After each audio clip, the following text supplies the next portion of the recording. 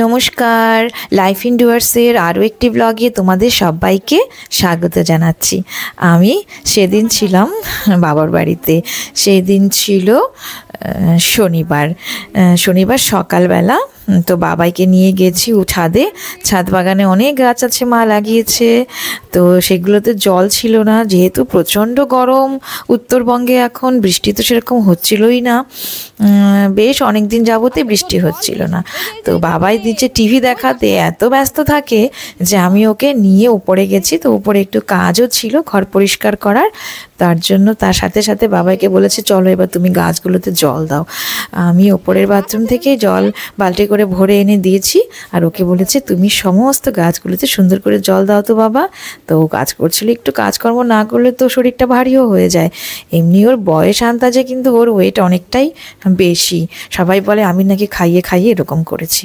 তো এদিকে যেহেতু আজকে বিকালে সন্ধ্যায় একটা কীর্তনের আয়োজন করা হয়েছে, তো এইগুলো পরিষ্কার করেছি ঘরের উপরটা। ভাই তো উপরের ঘরে থাকে, তো পরিষ্কার করে করেছি আর কি। টুলু দিয়ে আসবে, টুলু দিয়ে মুছে দেবে সুন্দর করে।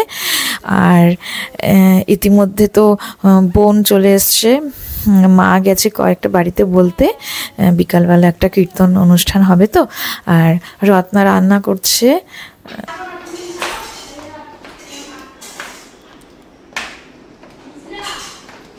মা তো নেই রে বুনু ঘরে।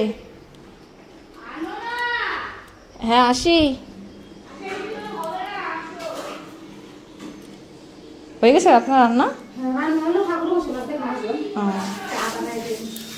চা খাবে ওরা? ছাতাটা তো নিয়ে যাবা, রোদ লাগে না গায়ে?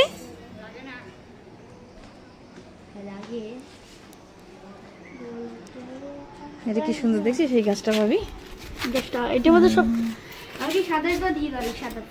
সাদা ফুল পরে ছিড়িস, এখন ছিড়িস না। চলে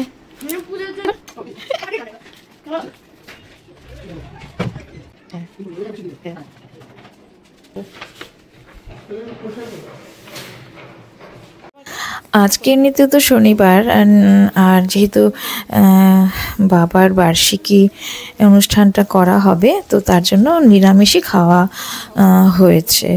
তো বাবাই আবার খাবে না, তো বাবার জন্য ওর মামা একটু শাহি পনির আর নান, বাটার নান অর্ডার করেছে, তো দিয়ে গেছে। তো দুপুরবেলা স্নান টান করে ও খেতে বসেছে। এদিকে দুপুরে পনিরও করা হয়েছে। এটা আমুলের ফুল ক্রিম পনিরটা বেশ ভালো, ওটা রান্না করা হয়েছে বাড়িতে। আর এদিকে দেখো শাহি পনিরটা খুব সুন্দর। তো বাবাইকে বলেছিলাম যে কেমন তুমি টেস্ট করে একটু বলো তো। তো দেখো ওর মানে কেমন করে বলে, খাওয়া তো শুরু করুক আগে। খুব পছন্দ করে বাইরের খাবার, শুধু বাবাই বলে না, বাইরের খাবার তো সমস্ত বাচ্চারাই খুব পছন্দ করে।